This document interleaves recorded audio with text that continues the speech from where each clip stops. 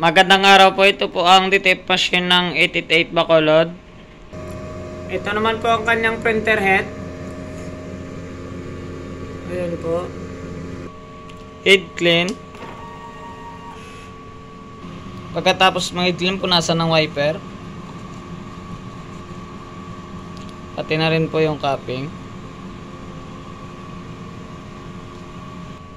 Nozzle test.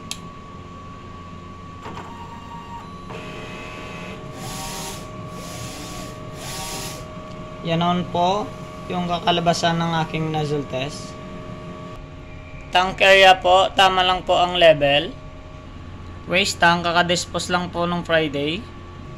EVR at saka ground wire. Dito naman po nakalagay yung mga ink ko at saka powder. Dito naman po nakalagay yung mga film ko. DTF monitoring. Ito naman po yung daily monthly checklist. Daily output record.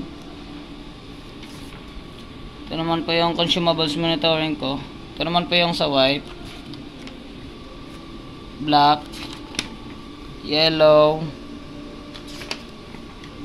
magenta, cyan. Ito naman po yung sa film. Powder. Yun lang po. Updated na rin po sa system yung weekly physical inventory. Yun lang po.